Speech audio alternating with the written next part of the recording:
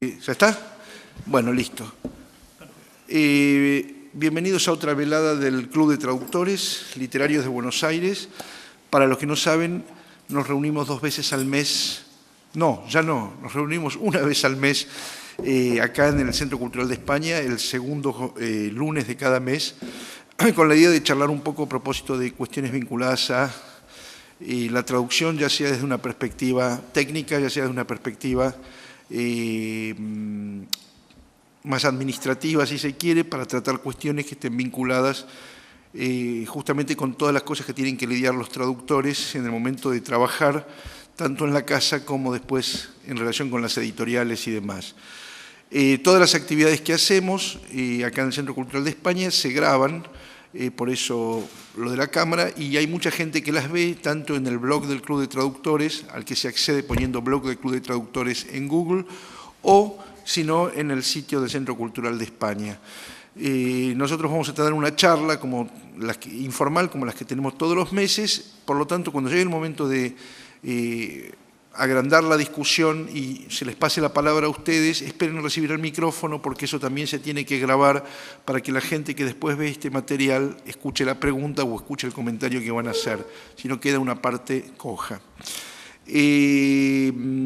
Respecto de nuestras actividades, bueno, tuvimos un mes bastante nutrido con 2 mesas acá y una mesa en la Feria del Libro. Este mes descansamos, o sea que tenemos una sola.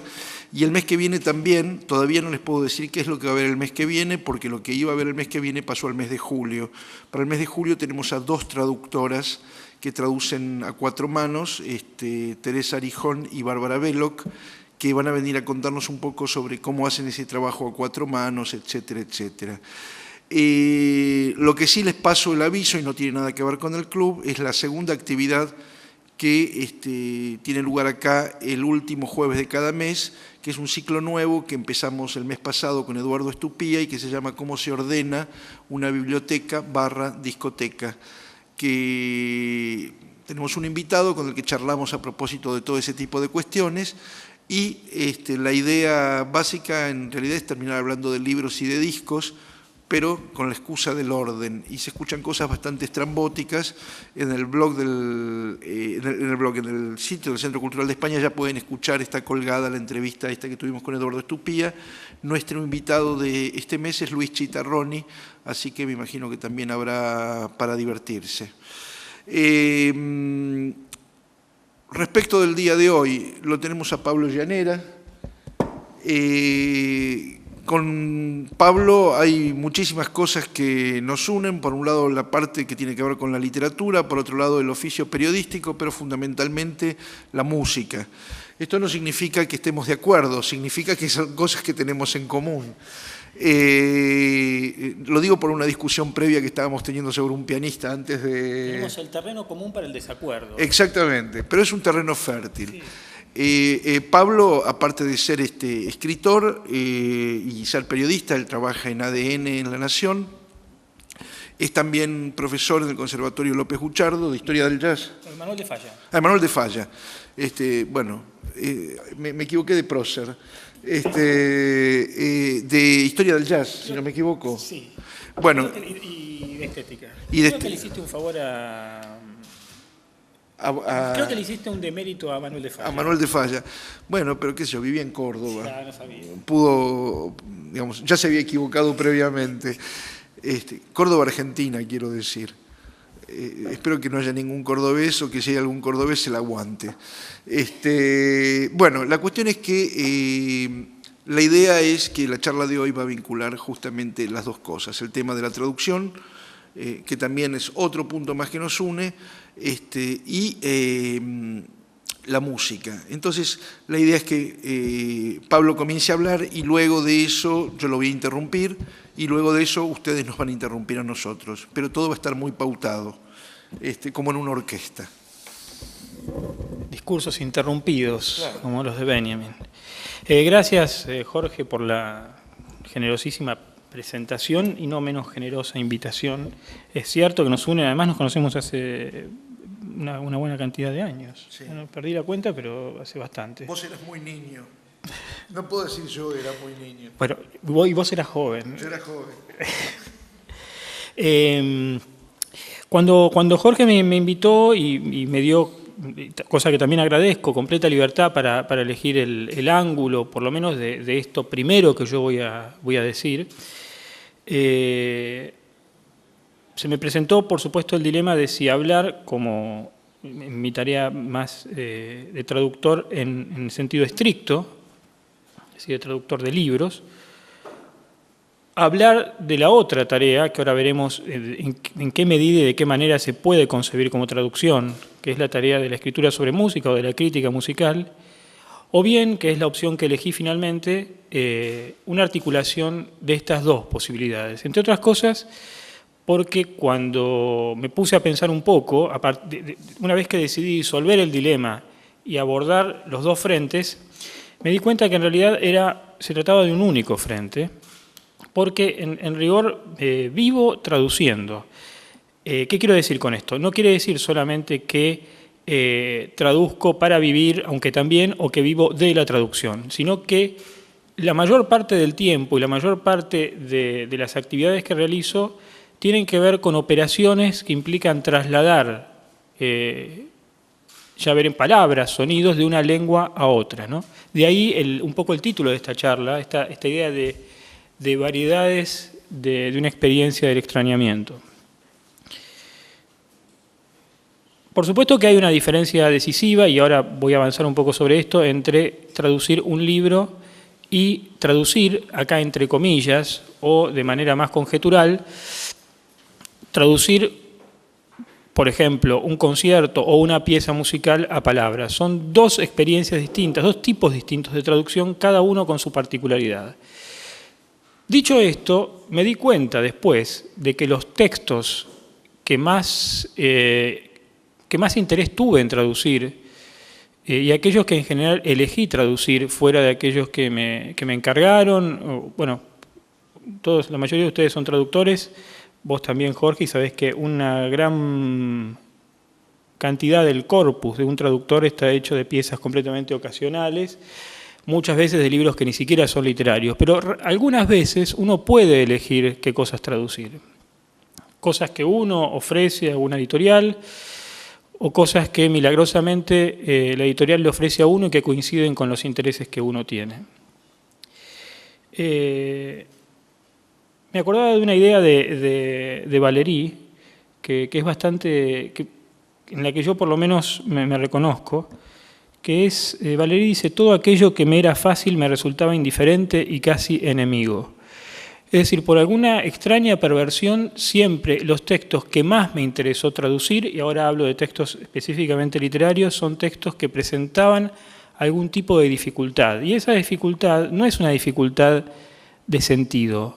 Este es el punto en el que me parece que se conecta con la otra experiencia. Es una dificultad sonora, digamos. Son textos que tienen un desarrollo en el que el sentido se subordina a lo que sucede sonoramente, o, para decirlo de otro modo, que el sentido es una derivación de aquello que sucede sonoramente. Estoy pensando específicamente en dos ejemplos, uno bastante antiguo, aunque ahora se reactualizó por algo que ya voy a decir, y otro completamente presente. Estoy pensando en, por ejemplo, estoy traduciendo unos textos de la Viena de fin de siglo y principio del siglo XX. Entonces, tenemos ahí como dos líneas de dos autores, concretamente. Uno es Peter Altenberg, un autor olvidado ahora y muy influyente en la Viena del año 10, que tiene textos que son prosas, pero textos muy, muy concisos, una página como mucho, a veces 5 líneas, 10 líneas, no son aforismos, no son relatos, no son poemas, y a la vez son todas esas cosas a la vez. Entonces, y son muy líricos. Entonces, digamos, por una deformación profesional, tiendo inevitablemente a vincular la forma de esos textos, de esas prosas breves, con ciertas músicas que también me interesan. Entonces, digamos, la idea es cuando uno traduce, por ejemplo, un texto de Altenberg, tener en la cabeza qué sucede en una pieza de Webern o en alguna de las piezas Opus 19 de Schoenberg, es decir, miniaturas muy concentradas y muy líricas. Esto, por supuesto, tiene consecuencias en la manera en la que uno trata de trasladar, de traer a la lengua propia esto. Entre otras cosas porque implica decisiones muy fuertes sobre la puntuación, una extrema economía, para la que el castellano no siempre es propicio, que los adjetivos, esto es algo que yo trato en general, pasen lo más inadvertidamente que sea posible, es decir, que los adjetivos tengan, digamos, coloren el sustantivo, pero sin que uno, digamos, preste atención a que hay un adjetivo ahí, ¿no? Que sea como una irradiación, como una incandescencia que tiñe el sustantivo, pero sin que nos llame mucho la atención. Y por otra parte, digamos, con esta línea vienesa, digamos, uno tiene los textos de Hofmannsthal, que tal vez por su asociación musical tienen un aliento mucho más straussiano, un aliento mucho más decadentista, hay una morosidad, hay una idea como un frufru, como si las telas se frotaran, digamos, una cosa de cierto lujo, que implica justamente lo contrario que en Altenberg, digamos, usar periodos más extensos, respiraciones más prolongadas, adjetivos más contundentes, más rotundos, ¿no? que tengan un espesor, como si fuera un vino más añejado.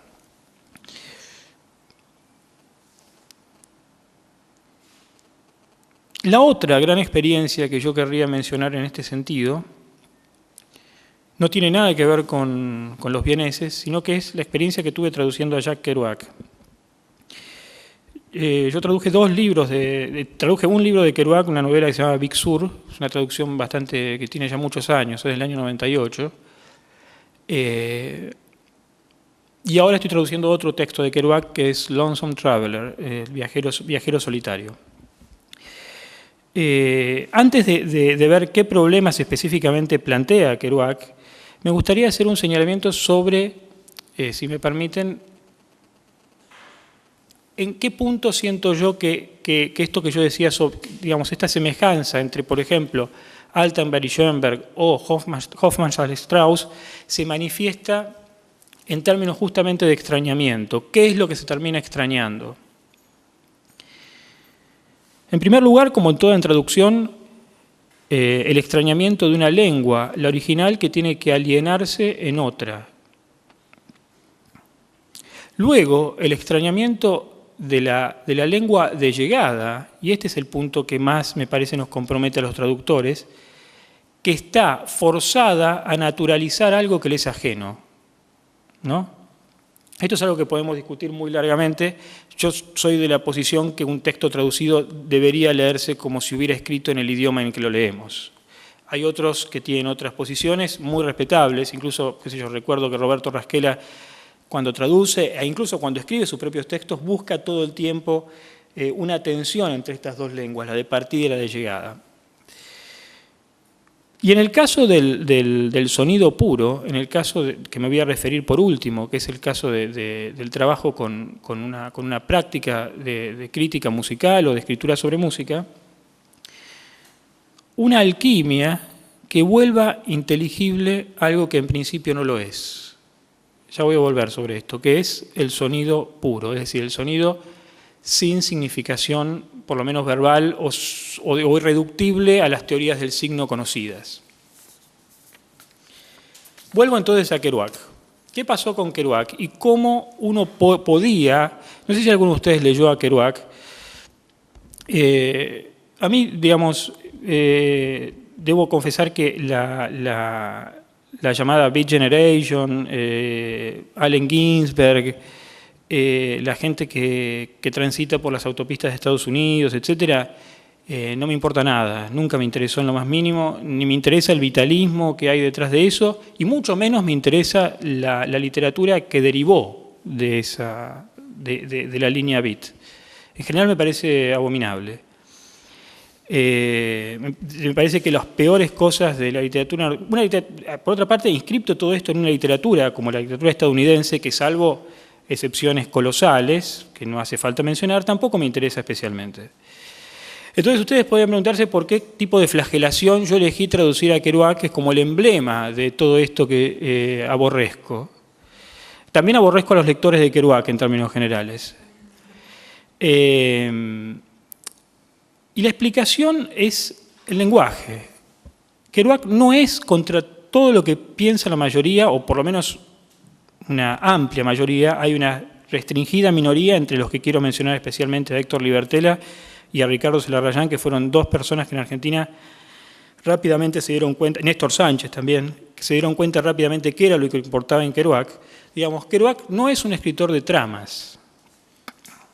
Digamos, cuando uno lee En el camino, On the Road, si uno presta atención a lo que sucede en ese viaje, yo no paso de la tercera o cuarta página porque no me interesa en lo más mínimo. ¿Qué hacen tres vagos viajando en un auto por Estados Unidos y escuchando jazz? Sinceramente no me interesa. En cambio, cuando uno ve la manera en que Kerouac trabaja eso, el derroche que hay, y aunque la palabra haya sido muy manoseada, creo que es muy pertinente, el potlatch que hay en las novelas de Kerouac, es imposible no quedar fascinado con eso. Porque la escritura de Kerouac es una escritura puramente de lenguaje, pero de lenguaje en el sentido sonoro. Digamos, Kerouac empieza una anécdota, la interrumpe y no vuelve nunca más a eso, porque no le importa, digamos, lo que sucede en términos de núcleos anecdóticos. Lo que le importa concretamente es que esa anécdota le daba el pie para hacer algún juego con algún sonido, ¿no? Para generar un cierto tipo de ritmo o de respiración que no es igual en todos los libros, pero que es más o menos persistente. Quiero decir, una vez que uno le encuentra el tono a Kerouac y se enfrenta a cualquier otro libro, puede seguir leyéndolo, ya no hablemos de traducir, puede seguir leyéndolo independientemente de que entienda exactamente qué está diciendo. Hay un ritmo que a uno lo va llevando, una respiración que a uno lo lleva. Cuando se publicó Big Sur, bueno, esto digamos, tuvo que ver con que yo me había dado cuenta justamente que era una de las novelas para mí importantes de Kerouac que estaba inédita en español. Después traduje otras cosas, incluso más breves de él. Entonces, digamos, se contrató el libro, me puse a traducir. Esto implicaba una cantidad de decisiones, traducir esto, porque si estamos de acuerdo en que lo que importa no es la anécdota, o en todo caso la anécdota es subsidiaria, aquello que importa, que es, como yo decía recién, el sonido, ¿de qué manera hace un traductor para que esto funcione en español?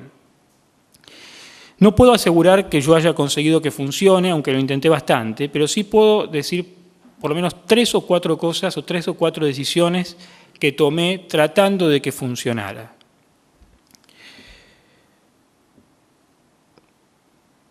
El primero tiene que ver con la temporalidad de las novelas de Kerouac. Las novelas de Kerouac, o la prosa de Kerouac en general, tiende mucho a la simultaneidad de las acciones, digamos. Hacía esto corriendo, miraba cómo los pájaros volaban, comiendo. Hay una gran cantidad además, los párrafos de Kerouac pueden ser muy extensos, sin puntuación además, precisamente porque la puntuación, cuando lo utiliza, es de manera muy intencionada, porque quiere hacer una detención determinada.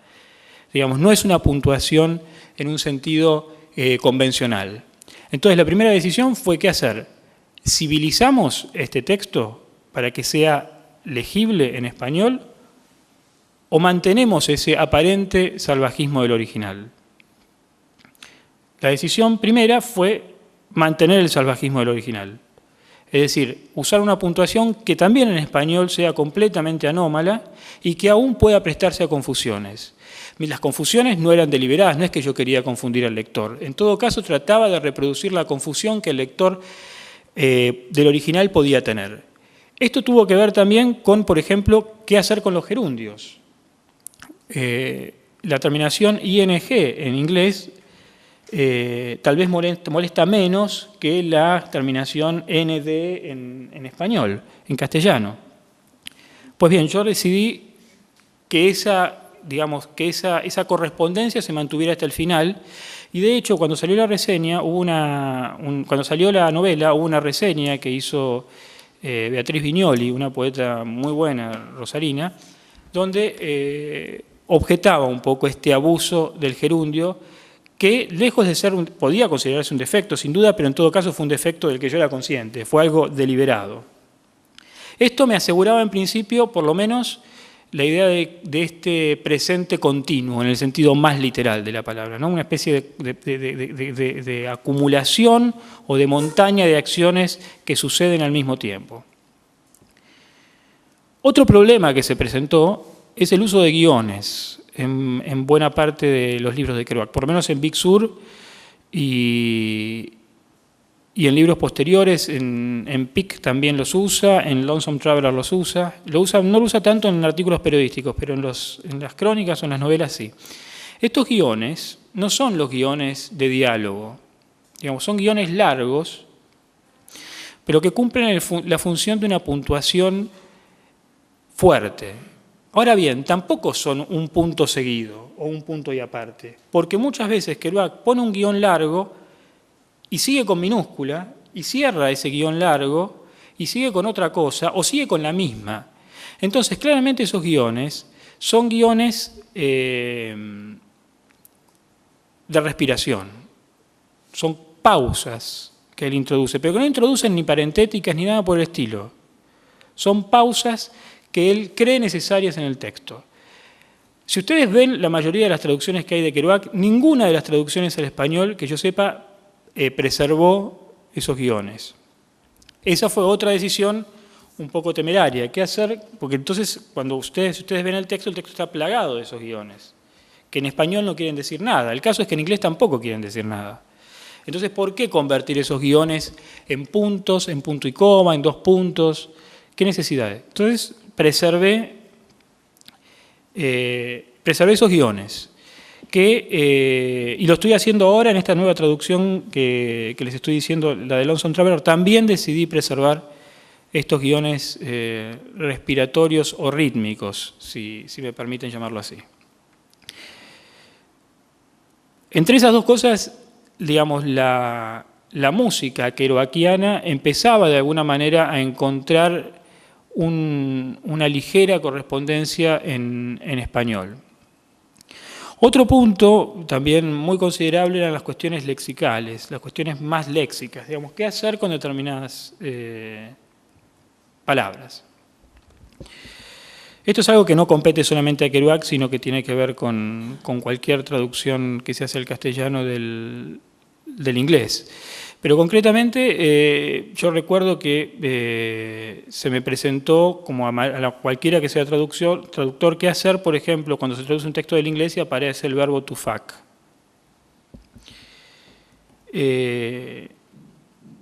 Yo, como creo que habrán coincidido la mayoría de los traductores que estuvo acá, yo no traduzco para España. Digamos, si los españoles no traducen para nosotros, yo no voy a traducir para España. En todo caso, tengo una única delicadeza que ahora voy a comentar cuál es. Entonces, de ningún modo iba a usar la palabra follar, que por otra parte, nuevamente tenemos el mismo problema. Si uno está tratando de que haya un discurso, digamos, que fluya en un sentido sonoro, la palabra follar para nosotros es como incluir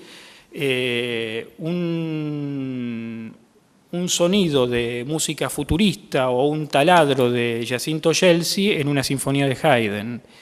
Digamos, es un sonido impropio para lo que estamos tratando de reproducir. Entonces el problema fue, obviamente, usar la palabra coger, que es finalmente por la que opté, pese a que los españoles ya estarán bastante acostumbrados a que queremos decir eso, pero ellos no tienen esa cortesía con nosotros y nos obligan a follar. Nosotros los cogemos y ellos nos follan. Esto me hace acordar una anécdota que ustedes conocerán, que está en el Museo del Chisme de Edgardo Kosarinsky. No sé si lo comentaron alguna vez eso acá. Lo de la paja. Sí. Eso lo pusimos en el blog, pero contalo. Porque es muy pertinente para esto mismo que estaba comentando. Digamos, son frases coloquiales difícilmente reproducibles. Lo que cuenta Kosarinsky ahí es que una vez en Mar del Plata hubo una discusión entre Ricardo Baeza y Victorio Campo, porque en una novela, no me acuerdo cuál era, había un personaje que se masturbaba. Entonces, Ricardo Baeza, que era español, dice que pone que se hace la puñeta, el personaje. Y Victorio Campo le dice, no, eso es inaceptable, acá usamos la palabra paja. Entonces el otro insistía, no, tiene que ser puñeta. Y Victorio Campo le dice, no, le dice, tiene que ser puñeta porque además hay una relación semejante en la forma de la mano en el momento de la masturbación. Entonces, Victorio Campo le dice, sí, pero eso no vale para las mujeres. Las mujeres no ponen, la forma de la mano de las mujeres en la masturbación no corresponde a la forma de un puño. Y finalmente concluye Victorio Campo, le dice, y además en Argentina todo se hace en la paja. Así que pasa un poco lo mismo, me parece. Esa fue otra de las decisiones que, digamos, puse este ejemplo porque es particularmente crispado y además se repite bastante en Big Sur. Pero esto sucede con muchas de estas palabras que se naturaliza un sentido, se naturaliza porque la mayoría de nosotros o muchos leen traducciones hechas en España, entonces por lo tanto usamos la palabra follar, incluso en nuestras conversaciones hay gente acá porteños que te dicen gilipollas, en broma, irónicamente, pero lo usan, cosa que me preocupa porque tengo miedo que se generalice después eso, el uso de esa palabra, teniendo palabras tanto mejores para designar la misma patología. Estamos, en las palabras. La otra decisión que tomo, creo que en esto, yo vi algunas de las, cuando puedo veo las conferencias, me acuerdo que esto es algo que también volvió muchas veces, la cuestión del voceo o el tuteo, creo que incluso lo discutiste con Daniel Samuilovich, sí, a propósito de Shakespeare, ¿no? que además es un caso particularmente complejo. Yo en general tiendo a reformular las frases de tal manera que no sea ni uno ni otro, que pueda quedar en una zona porque las dos cosas me perturban por igual. Me perturba el tuteo y me perturba el voceo en una traducción. Entonces tiendo a que eso, digamos, transcurra también inadvertidamente, ¿no? En lugar de poner... bueno, no se me ocurre ahora ningún ejemplo, entienden lo que quiero decir, digamos, busco una especie de paráfrasis para eludir primero el pronombre, pero por otra parte también que no quede ni en sabes ni en sabés. No podría dar un ejemplo, ahora no lo traje, pero si no te lo mando después por mail y lo contás la próxima. Está bien. Porque es algo que tengo que hacer continuamente. Cosa que además sucede mucho en inglés con el you know, ¿no? Que se repite como una muletilla. Con estos cuatro elementos o con estas cuatro decisiones que mencioné, por lo menos creo haber conseguido que hubo otras decisiones, por supuesto, pero sería también más largo y ya un poco aburrido comentar los pormenores de una traducción en particular. Pero creo que conseguí que esa traducción fluyera y mantuviera de alguna manera ese ritmo que Kerouac buscaba, que es un ritmo, es obvio para cualquiera que leyó Kerouac, un ritmo más bien bebop, ¿no? Un ritmo que Kerouac pretendía, esto ya sería una discusión para otro momento y para otro foro, digamos, ver hasta qué punto Kerouac consiguió traducir, este es otro efecto de traducción, consiguió traducir lo que escuchaba en los sonidos que escribía, ¿no?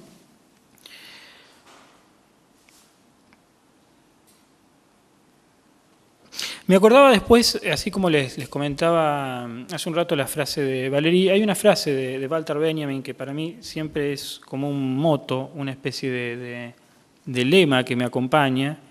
Está en ese artículo tan formidable que es La tarea del traductor. Y en un momento Benjamin, entre muchísimas otras cosas, dice que la traducción es una forma cuya ley está contenida en el original. La traducción es una forma cuya ley está contenida en el original.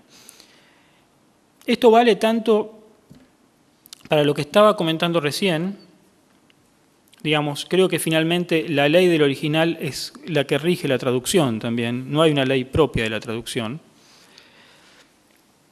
pero se pone particularmente crispado en el otro caso al que quiero referirme, que es aquel en el que uno debe escribir sobre una música que muchas veces el que está leyendo no escuchó, ni conoce. Esto pasa sobre todo cuando se hace crítica de obra más que crítica de interpretación, ¿no? Aunque en la crítica de interpretación también puede aparecer este problema, pero cuando se hace crítica de obra, me refiero a crítica de obra cuando uno va a un concierto y tiene que comentar una obra que es un estreno, que solo pueden haber escuchado el puñado de gente que estuvo ahí y que después mucha otra gente, y no sabemos cuántos, leen.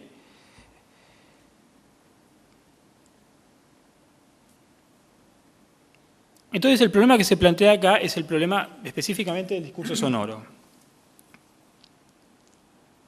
que tiene que ver con esto. La música nos dice algo, sin duda. Todos ustedes sienten, yo, Jorge, todos sentimos que la música nos dice algo.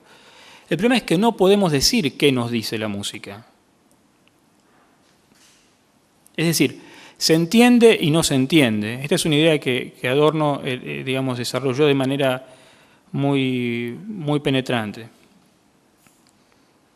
Entonces, la tarea, me parece a mí, de la escritura sobre música es arrancar ese sentido, arrancar algo inteligible en eso que se abre entre lo que no se entiende y se cree entender. Y esa es una tarea, digamos, muy tentativa, sin duda, sobre todo porque no existe ninguna identidad entre lo que se traduce y lo traducido. Quiero decir, cuando uno traduce un libro, hay de todas maneras una identidad en el grado cero de que los dos son objetos verbales que los iguala. En el caso de la música no existe esa identidad. Digamos, extraemos de un objeto que es desemejante a aquel que estuvo en el punto de partida.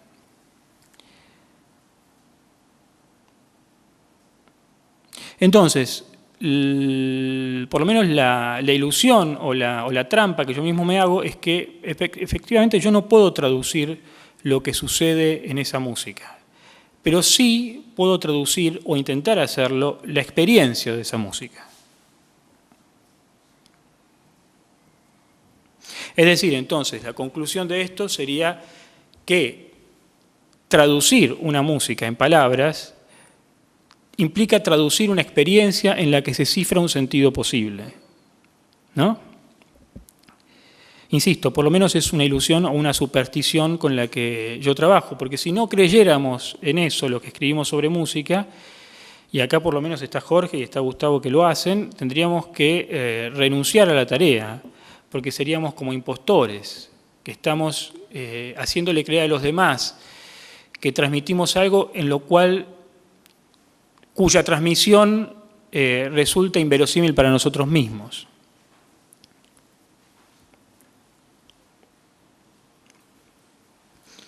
Es decir, vuelvo sobre este punto, al traducir la experiencia, esa experiencia que es individual, es la experiencia que nosotros, que el crítico tuvo delante de esa obra, debe constituirse para el lector en la experiencia del objeto. Es decir, esa experiencia que empezó siendo subjetiva debe volverse objetiva. Y este es como el salto al vacío de la crítica, me parece. El salto al vacío, algunas veces llegamos a la otra orilla del precipicio y la mayoría de las veces nos desplomamos. Pero precisamente el vértigo que provoca asomarse a ese abismo, creo que es lo que vuelve, por lo menos para mí, tan apasionante esta tarea, porque escribir sobre una obra nueva implica sobre todo apoyarse muchísimo en la imaginación, pero no en la imaginación para inventar algo que no está allí, sino para imaginar qué es lo que sucede ahí y cómo eso que sucede ahí puede articularse de una manera verbal que a su vez dispare imágenes. Por eso los que escribimos sobre música muchas veces tendemos tanto a los símiles visuales, porque no hay otra manera de representar eso, sino la otra posición sería la mera glosa técnica de lo que sucede. Digamos, si uno escuchara una obra y contara exactamente qué sucede en esa obra, sería como un relator de fútbol. Pero el relator de fútbol no construye sentido. El relator de fútbol nos cuenta qué es lo que está sucediendo, porque no lo podemos ver. Ahora, el crítico debería hacer otra cosa más que eso. Debería ofrecer esa experiencia y no contar simplemente lo que pasó. Si yo quisiera contar lo que pasó, diría que en el minuto 1 entró un corno, luego aparece un primer tema en los violines, etcétera, etcétera, etcétera. Ese es el momento descriptivo. Pero me parece que la crítica no debe ser descriptiva, porque lo que se está esperando de esa especie de traducción que hace el crítico o el ensayista es una experiencia, no simplemente una descripción. No sé si se entiende este punto. Sí, lo que pasa es que hay... No, yo sé que todo esto puede tener muchas consideraciones, muchas ramificaciones, y tampoco quiero extenderme mucho más, no sé cómo vamos con el tiempo. Estamos como para empezar... Bueno, no quiero extenderme mucho más.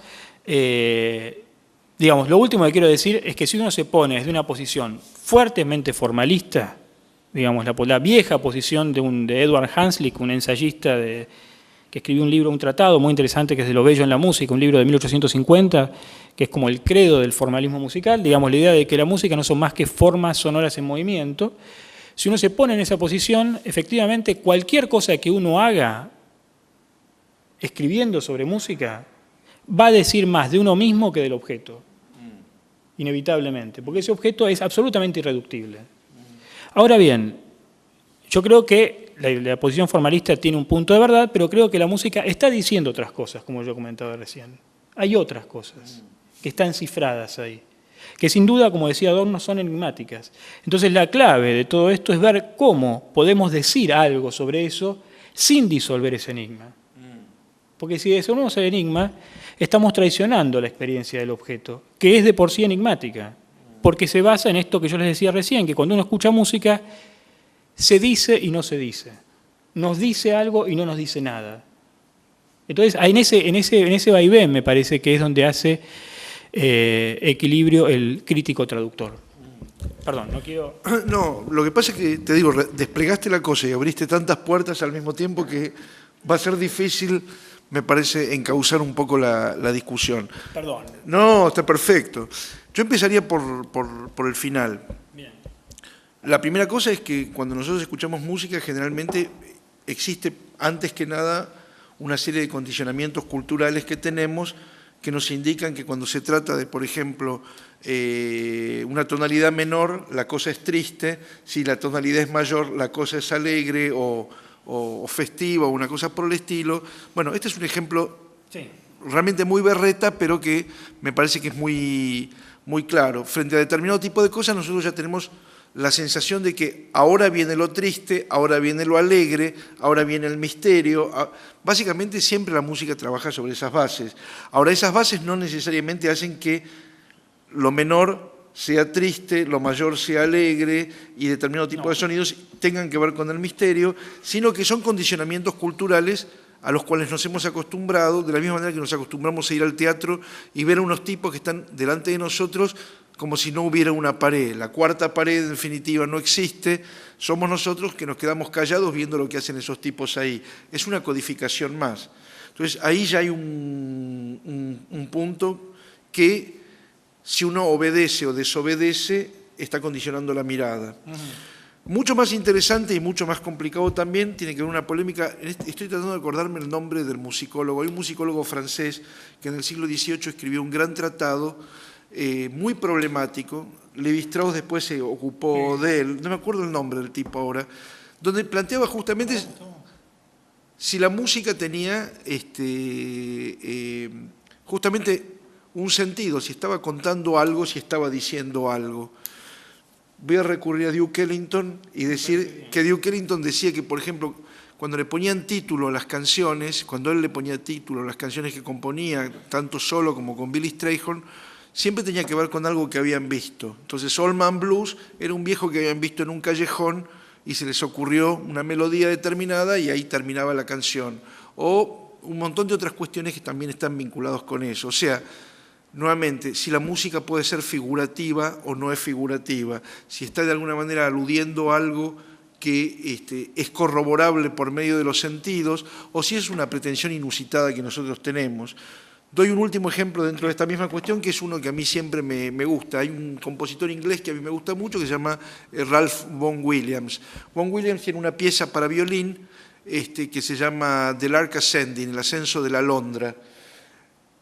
Es una sensación absolutamente volátil y los agudos van increyendo, increyendo, increyendo, y uno tiene la sensación de que hay un pájaro que está volando. Ahora mi pregunta es, si yo no hubiera sabido la primera vez que lo escuché que eso se llamaba el ascenso de la alondra, ¿habría pensado que era un pájaro que estaba ascendiendo o hubo un condicionamiento externo que me obligó a mí a ver en lo que estaba leyendo eso?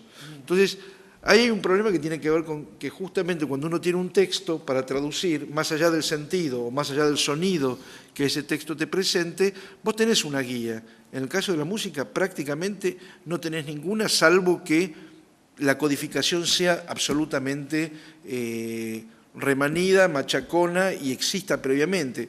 Entiendo que lo que vos estabas planteando lo estabas planteando fundamentalmente para piezas nuevas, sí, pero... de expresiones nuevas. Sí, pero es interesante igual que hayas mencionado estos ejemplos anteriores, porque en el caso de Ellington, primero, un pequeño paréntesis, los nombres de las piezas en el jazz, vos sabés que son... puede convertirse en un ejercicio casi dadaísta, porque le ponen cualquier título a cualquier cosa. Es más, una vez un guitarrista que ahora vive afuera, Guillermo Bassola, una vez me dijo que era más difícil ponerle título a un tema que hacer propiamente el tema, porque no había nada. Y a veces le ponían... Bassola tiene un tema que se llama Batman salió del closet. Ahora, eso tiene una historia que no voy a contar ahora acá, porque es muy obscena. Ahora, ¿qué relación tiene esa anécdota de que Batman salió del closet con el tema que hizo Bassola?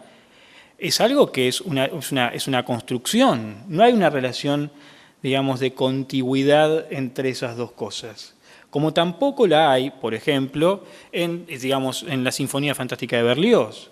Berlioz hace un programa muy detallado de lo que le sucede al héroe durante la sinfonía, pero sin embargo, si ustedes se fijan en la aclaración, al final del texto que precede a la partitura, si no recuerdo mal, Berlioz dice algo así como que, bueno, después de todo, esa pieza, de todas maneras, se puede comprender o apreciar, o con la palabra que usar en ese momento, sin conocer el programa.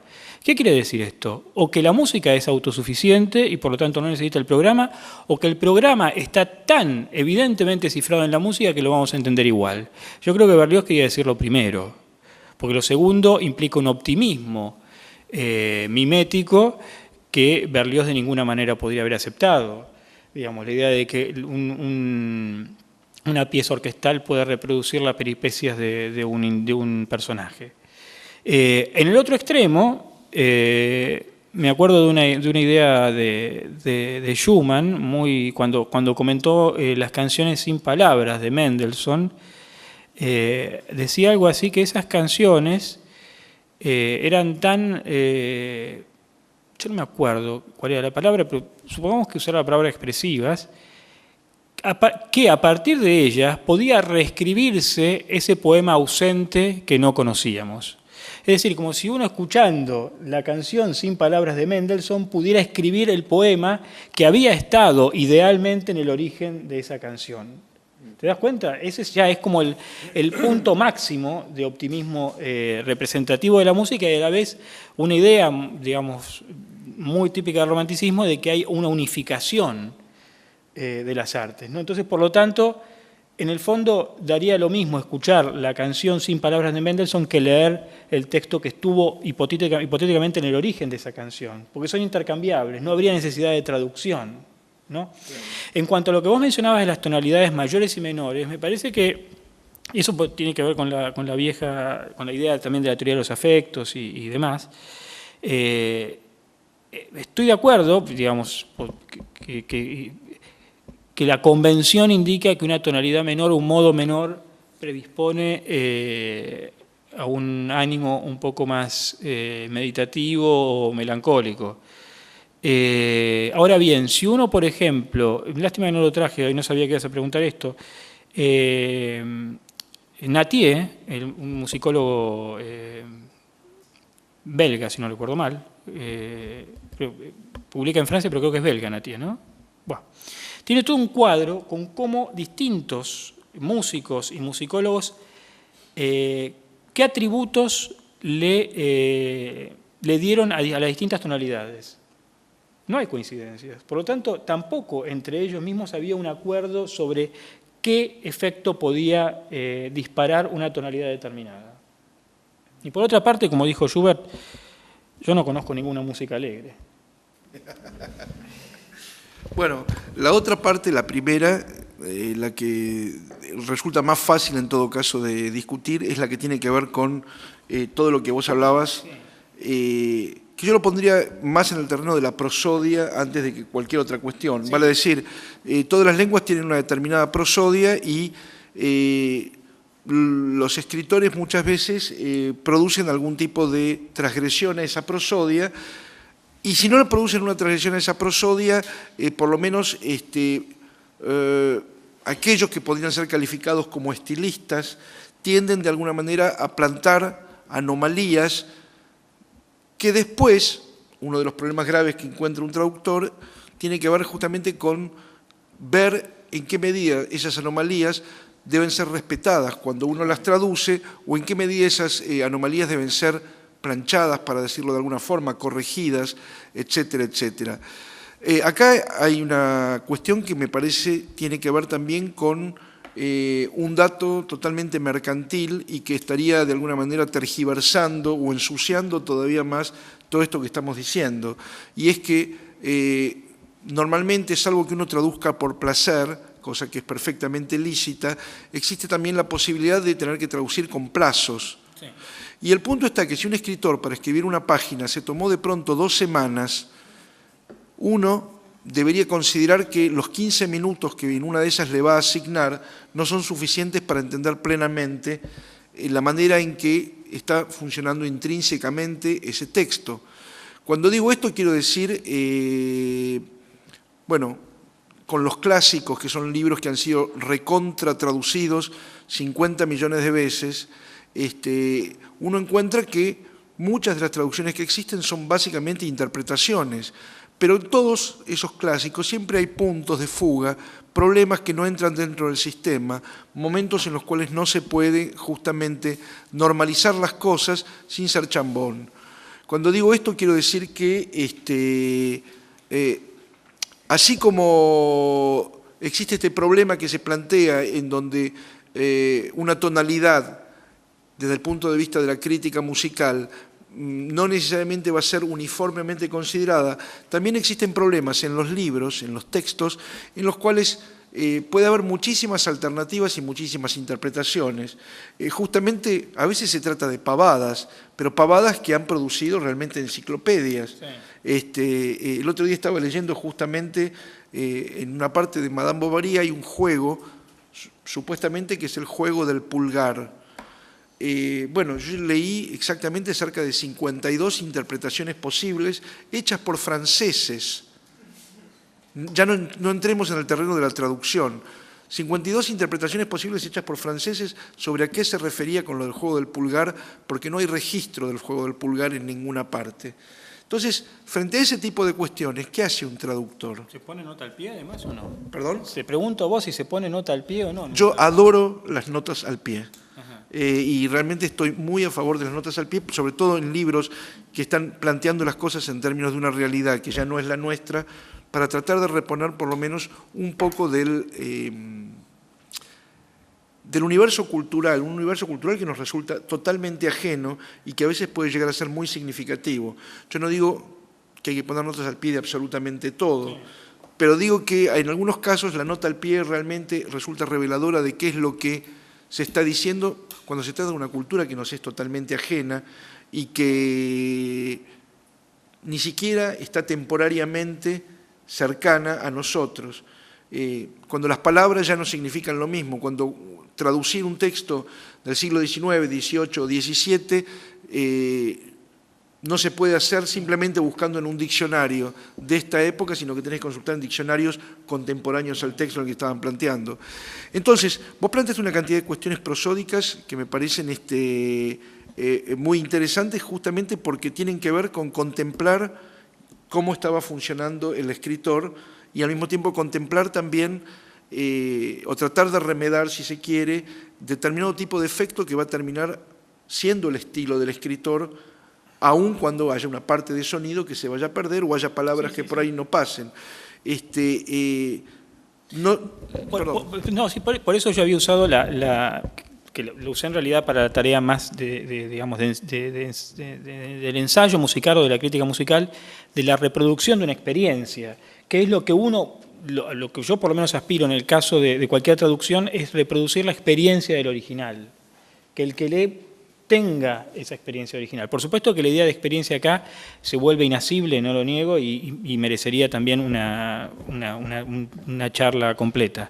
Pero quería decir, si me permitís, dos observaciones sobre dos cosas que dijiste recién. Una, las notas al pie. Creo que ahí tenemos otro desacuerdo en el terreno común. Yo, salvo que sea de fuerza mayor, pero de una fuerza mayor ineludible, trato de evitar las notas al pie. Curiosamente, cuando escribo cosas, no para el diario desde ya, pero cuando escribo cosas que luego se publican en alguna revista o en algún libro, tiendo a usar muchas notas al pie, pero no cuando traduzco, porque me parece que provocan, pero esto porque me pasa a mí como lector. Yo cuando estoy leyendo una novela traducida o un libro traducido,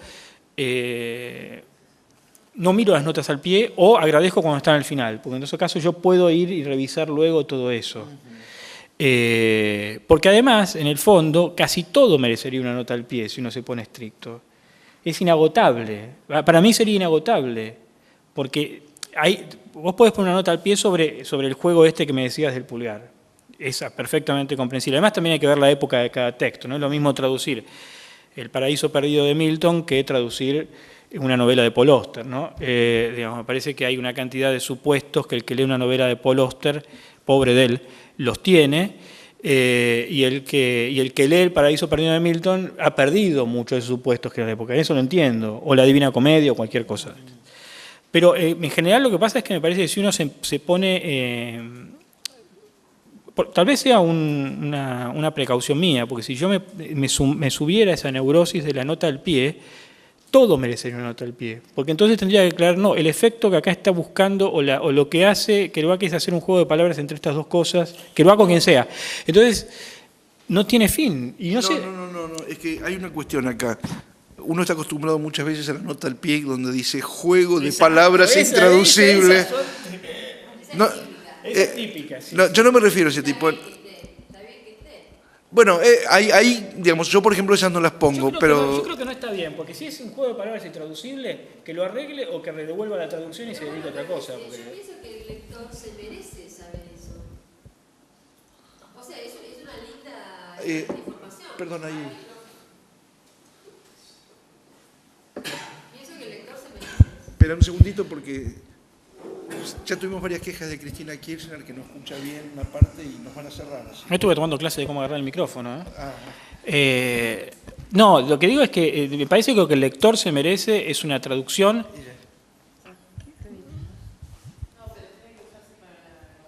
Perdón, no quería interrumpirte. Dale, decila lo... Lo digo luego. Sí, sí. No, que pienso que en el caso de Juegos de Palabras, yo lo pondría porque, o sea, está bueno que el lector sepa de dónde viene eso, que no es una cosa totalmente gratuita, que por ahí en el idioma, en castellano, en la versión traducida, queda tonto o no tiene mucho sentido, y bueno, porque esto viene de otra cosa. Entonces el lector se merece saberlo, me parece. Yo creo que, digamos, entiendo el punto, pero me parece que en ese caso el traductor debería buscar alguna traducción, alguna equivalencia, algún símil de eso, y no descargar su responsabilidad en reponer lo que estaba en el original. Porque entonces me parece que eso, digamos, esto se puede, según los libros, esto se puede presentar 5, 6, 10 veces por página. Y entonces, digamos, leer un libro se convierte en una especie de... leo 3 líneas del libro y leo 25 líneas de nota al pie. Después ya no sé volver a donde estaba, porque además esa nota al pie está en el medio de una frase. No sé. Que no sea molesta, de que interrumpa todo el tiempo, por supuesto. Sí. Yo decía de un juego de palabras. Y había otro, sí, perdón, y había otro detalle que mencionó Jorge, que esto sí me parece que digamos, es una idea muy buena, la de comparar el tiempo de escritura del libro con el tiempo de traducción del libro. El tiempo que le llevó al escritor llegar a cierta página y el tiempo que nos lleva o que le lleva al traductor dar esa página. Por supuesto, los dueños de las editoriales, o muchos, o los editores, tienden a desdeñar eso y se supone que la traducción debe ser hecha en un plazo infinitamente menor que el que demandó la escritura del libro, como si traducir fuera una tarea necesariamente más fácil que escribirlo, cosa que habría que poner en duda. Dicho esto, en el caso de Kerouac creo que no me favorece esa comparación, porque Kerouac escribió, por ejemplo, The Subterraneans lo escribió en un fin de semana y yo no estaría dispuesto a traducir el libro en un fin de semana. De modo que ese sería el ejemplo en el que yo me ampararía digamos, en los plazos. Preferiría los plazos del editor antes que los del autor, en este caso. Bueno, ahí hay una anécdota también a propósito de Kerouac que tiene que ver con lo que contaba él. Kerouac escribía en una especie de rollos industriales, si no me equivoco los que usaban las rotativas de los diarios. Y entonces escribía y no corregía absolutamente nada, sino que iba escribiendo, buscando entrar en una especie de trance de escritura. Cuando terminaba la bobina, se la llevaba el editor y el editor planteaba una cantidad de divisiones, ordenaba un poco. Y en definitiva esa era la forma en la que él estaba escribiendo. Se supone que un traductor, salvo que invoque al espíritu de Kerouac y el espíritu sea tan amable de bajar, bueno, no se puede permitir ese mismo tipo de trabajo de esa forma. Lo que sí es cierto es que hay veces en las cuales uno la pega, o cree que la pega al menos, porque baja a alguien y te empieza a dictar. Sí. Y cuando te empieza a dictar entras en un estado que es sumamente propicio para poder plantear eso. Ahora la cuestión está en que ese estado muy propicio, y volvemos al tema de la prosodia, también en la otra punta del Atlántico lo tiene un español que traduce de una manera distinta de la nuestra. Y acá estamos entonces en otro de los puntos que tocó Pablo, sí. Y que es un viejo caballito de batalla, por lo menos desde que funciona el club. Yo no me animaría a decir, como quizás lo pensaba en otros momentos, los traductores españoles o muchos traductores españoles traducen mal.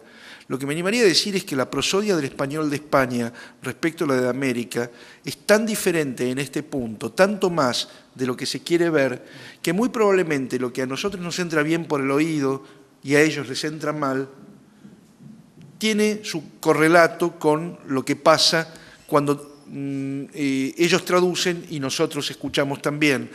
La prueba está en que en más de una oportunidad, hablando con traductores realmente muy probos y gente que hace muy bien su trabajo, que leían una traducción de un mismo texto que hubiera sido traducido en América Latina, no digo solamente en Argentina, digo Argentina, México, Chile, Colombia, encontraban algo que no les terminaba de cerrar.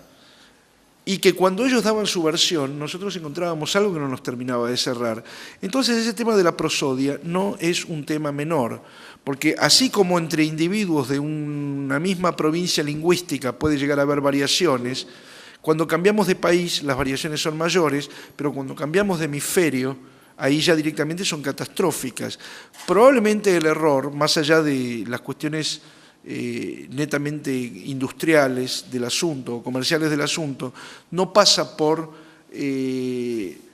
las traducciones españolas, las traducciones argentinas o mexicanas, sino básicamente por considerar que ya no se trata de la misma lengua, aunque parezca que es la misma lengua, ya no entra en el oído de la misma forma, ya no transcurrimos en los mismos términos. Y esta misma observación nos la hacen muchas veces personas que corresponden a países no traductores, pero que forman parte de nuestra misma provincia lingüística. ¿Qué quiero decir con esto? Que probablemente para un costarricense, un salvadoreño, un nicaragüense o un panameño, la forma en la que traduce un argentino o la forma en la que traduce un mexicano les resulten tan ajenas como la forma en la que a nosotros nos resulta en lo que traduce un español. Digamos, tenemos la ilusión de que tenemos una lengua común, pero es una lengua común que ha transitado mucho camino, ha tomado decisiones muy diversas y en un punto justamente nos obliga a percibir más allá de las posibilidades de nuestra propia provincia lingüística. No sé lo que pensás vos. Completamente, completamente. Lo que pasa es que digamos, el malestar que hay con esto con los traductores españoles es que no piensan en nadie más que en ellos, y cuando uno está traduciendo, digo uno, ahora lo digo por mí mismo, pero supongo que a vos te pasa lo mismo, Jorge, uno está pensando en otros lectores que no son argentinos. Porque si no, uno haría las traducciones al porteño, y no lo hacemos así. Tus traducciones no están hechas así. Y sin embargo, los españoles, muchos de ellos traducen al madrileño. Entonces, o para como la vieja broma, para 2 cuadras de Madrid. Entonces me parece que hay, y que además no fue esa la traducción. Tal vez tenemos tradiciones distintas en el arte de la traducción también. La tradición que hay en Argentina, que acá se habrá discutido muchas veces, es una tradición que creo que los traductores argentinos tratamos de mantener. Y eran traducciones de las cuales lectores latinoamericanos no se quejaban. Cuando Vargas Llosa dice, por ejemplo, que conoció a Faulkner en las ediciones de Sur, yo nunca noté que hubiera una queja porque eso sonara demasiado argentino o demasiado rioplatense. Si uno lee esas traducciones, aun cuando a veces, qué sé yo, si uno lee Palmeras Salvajes, hay incrustaciones. Las tranqueras y los sí, por eso. Pero son menores de todas maneras, son menores. Y por otra parte, hay traductores españoles que consiguieron, digamos, recrear esto que decíamos antes, o la experiencia, o buscar una recreación prosódica. Si uno lee el Bernhard de Miguel Sáenz, por ejemplo, probablemente uno sabe ya a esta altura que no está leyendo a Bernhard, que está leyendo a Miguel Sáenz. Pero es lo más aproximado que podemos tener en español a Bernhard, sin duda.